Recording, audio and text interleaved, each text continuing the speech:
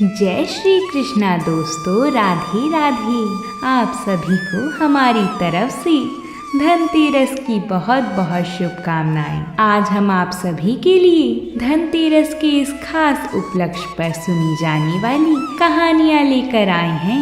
इन कहानियों का इतना महत्व है कि ऐसा माना जाता है कि जो कोई भी इन कथाओं का श्रवण करता है उसके घर में कभी भी धन दौलत की कमी नहीं होती। माता लक्ष्मी उसके घर में हमेशा विराजमान रहती हैं। आइए हम शुरू करते हैं धनतेरस की पहली पौराणिक कथा को। एक समय भगवान विष्णु और माता लक्ष्मी धरती पर घूमने निकले।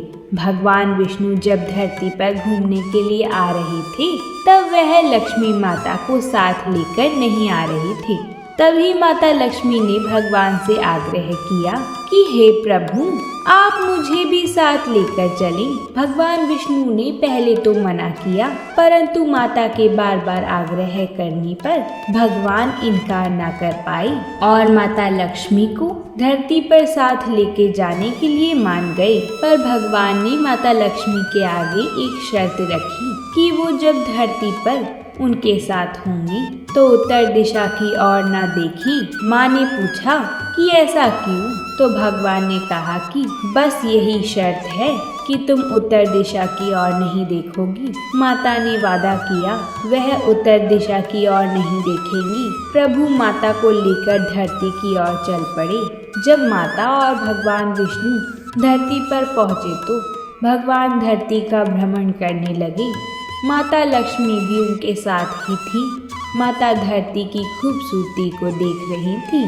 तभी माता लक्ष्मी इतनी खो गई कि उनको अपना किया हुआ वादा भी याद नहीं रहा। माता उत्तर दिशा की ओर देखने लगी और वहां उन्होंने एक किसान का खेत देखा। वहां पर लहराते हुए रंग बिरंगे फूल थे। माता उन फूलों को देखकर मोहित हो गई और उस खेत से फूल तोड़कर ले आई। जब भगवान विष्णु ने माता को देखा कि उन्होंने अपना किया वादा तोड़ दिया है तो भगवान क्रोधित हुए और भगवान विष्णु ने माता लक्ष्मी को अपना वादा याद दिलवाया।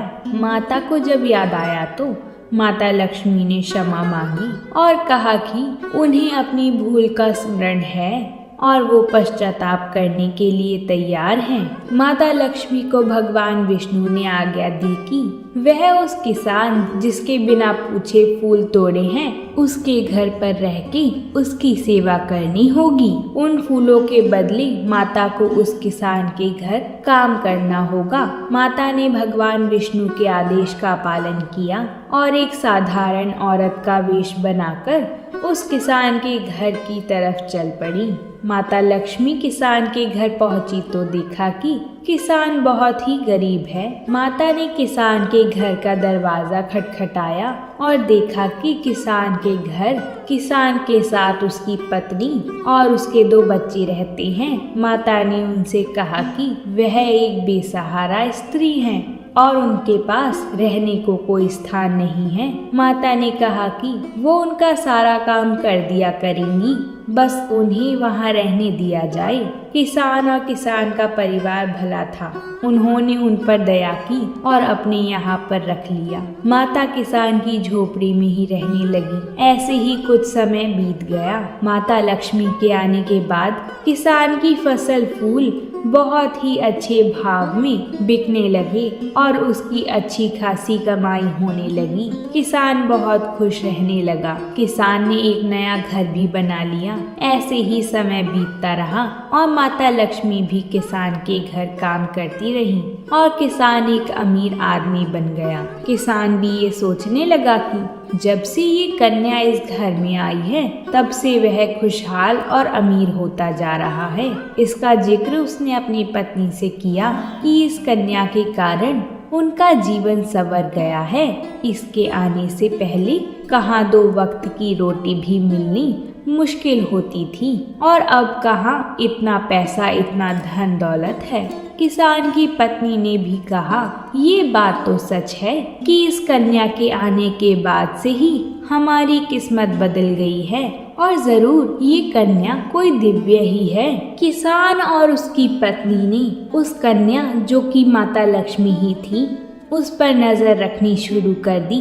तभी उन्होंने देखा कि भगवान विष्णु उस कन्या के सामने प्रकट होते हैं और भगवान विष्णु माता लक्ष्मी से कहते हैं कि अब तुम्हारी सजा पूरी हुई है, अब वैकुंठ लौट चलो। माता लक्ष्मी विष्णु भगवान से कहती हैं कि जैसी आपकी आज्ञा प्रभु, पर जाने से पहले इस किसान की आज्ञा भी ले लूं। तभी किसान और उसका परिवार देख चुका था कि जो कन्या उनके घर में नौकरानी बनकर रह रही थी वह तो स्वयं ही माता लक्ष्मी है। किसान और उसका परिवार माता लक्ष्मी के चरणों में गिर पड़े और क्षमा मांगने लगी कि हे माता, हमने आपको अपने घर में नौकरानी बनाकर रखा, आपसे घर और खेतों में काम करवाया। माता हमें क्षमा करें, हमसे भूल हुई है जो हम आपको पहचान न सकी। माता लक्ष्मी ने कहा, मैं तो तुम्हारी करुणा भाव से प्रसन्न हूँ। तो किसान का परिवार बोला, माता आपने तो पहले ही हमें सब कुछ दिया है, अभी कुछ मांगने को बचा ही क्या है। अपने गोरे चरणों में हमें जगह दे दो माता। माता ने आशीर्वाद दिया और वैकुंठ की ओर भगवान विष्णु के साथ चली गई। माता लक्ष्मी जब भगवान विष्णु के पास पहुंची तो माता भगवान से कहती हैं कि प्रभु, आपके बिना जाने ऐसा हो ही नहीं सकता कि कुछ घटित हो जाए, तो फिर मेरा यूं पृथ्वी पे जाना, मुझसे भूल होना और उस किसान के घर रहना, ये सब आपकी माया ही थी ना प्रभु। भगवान विष्णु बोले, हे लक्ष्मी, ये किसान मेरा परम भक्त था, पर इसके पिछले कर्म के कारण मैं इसकी सहायता नहीं कर पा रहा था। हे लक्ष्मी, जीवन में कुछ भी ऐसे ही नहीं मिलता। मैंने तुम्हें आग्रह किया था कि उत्तर दिशा की ओर मत देखना, लेकिन तुमने देखा और किसान के बिना पूछे उसके फूल तोड़ लिए। ये किसान बहुत गरीब था, इसने उन फूलों को उगाने में बहुत मेहनत की थी, तो जो तुमने उसके फूल तोड़े उसके बदले में कुछ तो देना बनता ही था। हे लक्ष्मी, जहाँ पर भी तुम्हारा वास होता है वो जगह कभी धन से वंचित नहीं रहती है, इसलिए जब तुम उसके घर गई तो उसको सब कुछ मिल गया। वो किसान गरीब से अमीर हो गया। इतना कहकर भगवान विष्णु अंतर्ध्यान हो गए। बोलिए माता लक्ष्मी की जय, भगवान विष्णु की जय। अब हम धनतेरस की दूसरी पौराणिक कथा को सुनते हैं। अगर आपने यहाँ तक कथा को सुन लिया है तो वीडियो को एक लाइक ज़रूर कर दें। आपके एक लाइक से हमें और कथाएं लाने का प्रोत्साहन मिलता है। और अगर आप हमारे चैनल पर नए आए हैं तो चैनल को सब्सक्राइब करके हमें सहयोग करें। प्राचीन समय की बात है कि एक बार यमराज जी ने अपने दूतों से पूछा कि प्राणियों के प्राण लाते समय तुम्हें कोई दुख नहीं होता? तुम्हारे मन में दया भाव उत्पन्न नहीं हुआ कि हमें प्राण नहीं लेने चाहिए? तो वह कुछ समय सोचकर बोली, नहीं महाराज, हमें दया भाव से क्या मतलब, हम तो बस आपकी आज्ञा का पालन करने में लगे रहते हैं। यमराज जी ने दोबारा पूछा तो उन्होंने बताया कि एक बार ऐसी घटना घटी कि जिसे सुनकर हमारा हृदय कांप उठा था। उन्होंने बताया कि एक बार एक राजकुमार के विवाह के चौथे दिन ही उसके प्राण लेने पड़े थे, तो हमें दुख हुआ था। तो यमराज जी ने कहा, पूरी बात बताओ। तो दूत ने पूरी बात विस्तार से सुनाई। उन्होंने बताया कि एक बार हंस नाम का राजा खेलते खेलते पड़ोसी राज्य की सीमा में पहुंच गया। भूखा प्यासा राजा हंस पड़ोसी राज में हेमराज के यहाँ पहुंचा। हेमराज ने राजा हंस का बहुत स्वागत किया। उसी दिन हेमराज के घर एक पुत्र का जन्म हुआ।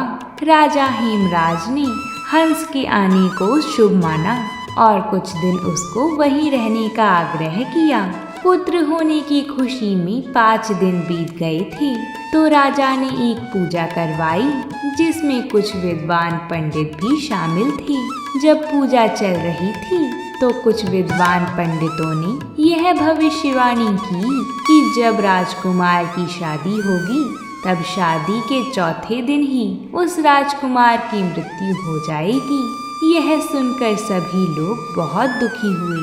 यह सुनकर राजा हंस ने हेमराज को राजकुमार की रक्षा का वचन दिया। उसने राजकुमार के रहने की व्यवस्था यमुना के तट पर की। वह यमुना तट की गुफा में ही बड़ा हुआ। एक दिन संयोग से ही महाराज हंस की बेटी यमुना तट के आसपास घूम रही थी। उसने राजकुमार को देखा तो वह उस पर मोहित हो गई। उनकी बात हेमराज को पता चली तो उसने अपने पुत्र का विवाह राजकुमारी से करा दिया।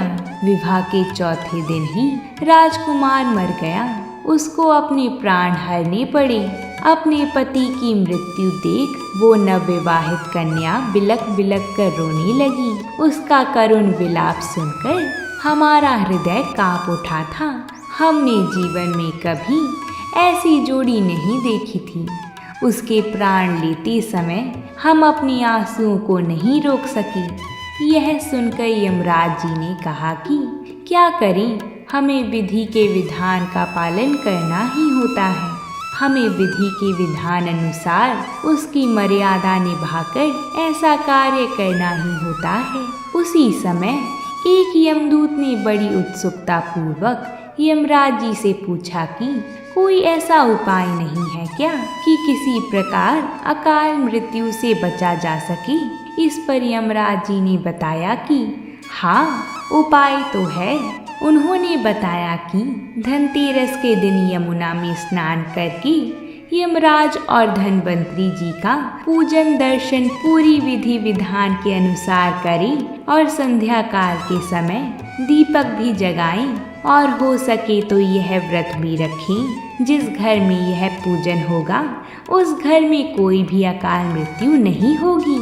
धनतेरस के दिन भगवान धनवंतरी जी की भी पूजा की जाती है। कार्तिक कृष्ण त्रयोदशी के दिन भगवान धनवंतरी जी हाथों में अमृत कलश लेकर प्रकट हुए थे। पौराणिक कथा के अनुसार एक समय असुरों की शक्ति इतनी बढ़ गई थी कि उन्होंने देवताओं को सताना प्रारंभ कर दिया था।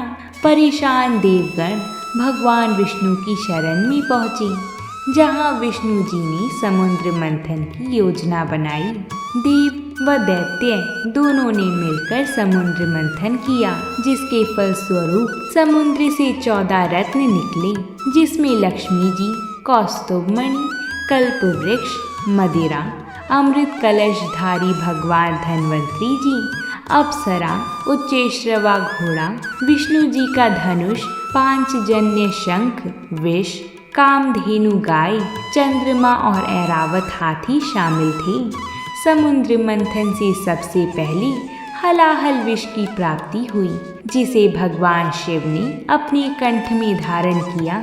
इसी प्रकार एक के बाद एक समुद्र से 14 रत्न निकले।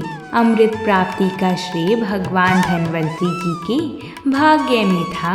हाथ में आयुर्वेद शास्त्र, वनस्पति औषधि व अमृत के लिए रत्न आभूषण व वनमाला से सुसज्जित भगवान धनवंतरी जी समुद्र से प्रकट हुए थे। अमृत का कलश देख देव व दैत्यों दोनों प्रसन्न हुई। चालाक दैत्यों ने अमृत के कलश को झपट लिया था। तभी भगवान ने विश्व मोहिनी माया का स्वरूप धारण कर राक्षसों को मोहित कर उन्हें मदिरा में ही व्यस्त कर दिया। इधर मौका पाकर देवताओं ने अमृत पान कर लिया, जिससे वे अतुल शक्ति संपन्न व अमर हो गए और दैत्यों पर विजय हासिल की। गरुड़ पुराण के अनुसार एक बार महायोगी नारद जी भगवान विष्णु जी के पास गए और अनेक व्याधियों से ग्रस्त प्राणियों के निरोग होने का उपाय पूछा। तब विष्णु जी ने कहा, मैं इंद्र से आयुर्वेद को प्राप्त कर धनवंतरी अवतार में सभी लोगों को स्वस्थ बना दूंगा। कहती हैं कि धनतेरस के दिन धनवंतरी देव की पूजा करने से वे प्रसन्न होते हैं और अपने भक्तों के आर्थिक संकटों को दूर करते हैं। भगवान धन्वंतरी जी की पूजा करने से व्यक्तियों के जीवन में कभी भी धन दौलत की कमी नहीं रहती। भगवान धन्वंतरी को आयुर्वेद का जन्मदाता माना जाता है, इसलिए इनकी पूजा करने से न केवल स्वास्थ्य लाभ मिलता है बल्कि कई रोगों से भी छुटकारा पाया जा सकता है। भगवान की पूजा अर्चना से सुख समृद्धि और सौभाग्य की प्राप्ति होती है। बोलिए भगवान धन्वंतरी जी की जय। अब हम धन के देवता कुबेर जी की कथा को सुनेंगे। प्राचीन समय की बात है। भगवान कुबेर पूर्व जन्म में एक गुणनिधि नाम के गरीब ब्राह्मण थे। बचपन में उन्होंने अपने पिता से धर्मशास्त्र की शिक्षा ली थी, लेकिन गलत संगत में आने के कारण उन्हें जुआ खेलने और चोरी की लत लग गई। गुणनिधि की इन हरकतों से परेशान होकर उनके पिता ने उन्हें घर से बाहर निकाल दिया था। घर से निकाले जाने के बाद उनकी हालत दयनीय हो गई थी और वह लोगों के घर जाकर भोजन मांगने लगे थे। एक दिन गुणनिधि भोजन की तलाश में गांव-गांव भटक रहे थे, लेकिन उन्हें उस दिन किसी ने भोजन नहीं दिया। इसके बाद गुणनिधि भूख और प्यास से परेशान हो गई। भूख और प्यास के कारण गुणनिधि भटकते भटकते जंगल की ओर निकल पड़ी। जंगल में उन्हें कुछ ब्राह्मण भोग की सामग्री ले जाते हुए दिखाई पड़ी।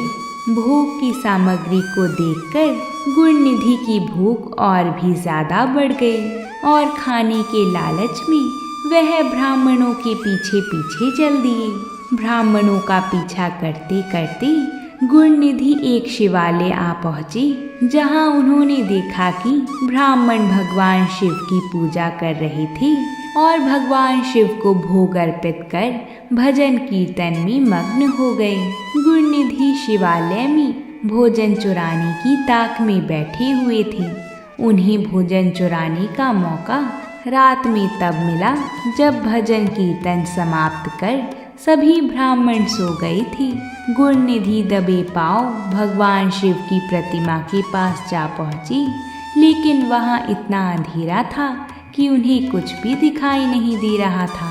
इसलिए उन्होंने एक दीपक जलाया, लेकिन वह दीपक हवा के कारण बुझ गया और यह क्रम बार बार चलता रहा। अंत में वह वहां से भोग प्रसाद चुराकर भागने की कोशिश करने लगी। भागते समय एक ब्राह्मण ने उन्हें देख लिया और चोर चोर चिल्लाने लगा। गुणनिधि वहां से जान बचाकर भाग निकली, लेकिन वह नगर के रक्षकों का निशाना बन गई थी। भोजन चुराकर भागते समय गुणनिधि की मौत हो गई, लेकिन अनजाने में उनसे महाशिवरात्रि के व्रत का पालन हो गया था, जिसके कारण वह उस व्रत के शुभ फल के हकदार बन गए थे। अनजाने में महाशिवरात्रि के व्रत का पालन हो जाने की वजह से गुणनिधि अपने अगले जन्म में कलिंग देश के राजा बने। अपने इस जन्म में गुणनिधि भगवान शिव के परम भक्त हुए थे। वह सदैव भगवान शिव की भक्ति में खोई रहती थी। उनकी इस कठिन तपस्या और भक्ति को देखकर भगवान शिव उन पर प्रसन्न हुए। यह भगवान शिव की ही माया थी, जिसके कारण एक गरीब ब्राह्मण धन के देवता कुबेर कहलाए और संसार में पूजनीय बन गए। बोलिए भगवान शिव शंकर की जय। बोलिए भगवान कुबेर जी की जय। अगर आप सभी ने इन कथाओं का श्रवण पूरा भक्ति भाव से किया है तो कमेंट बॉक्स में जय लक्ष्मी माता ज़रूर लिखिएगा। साथ ही अगर वीडियो अच्छी लगी हो तो वीडियो को लाइक और हमारे चैनल को सब्सक्राइब ज़रूर करिएगा। हम आप सभी के लिए ऐसी ही त्योहारों से जुड़ी कथाएं लाते रहते हैं। तो प्रेम से बोलिए जय लक्ष्मी नारायण।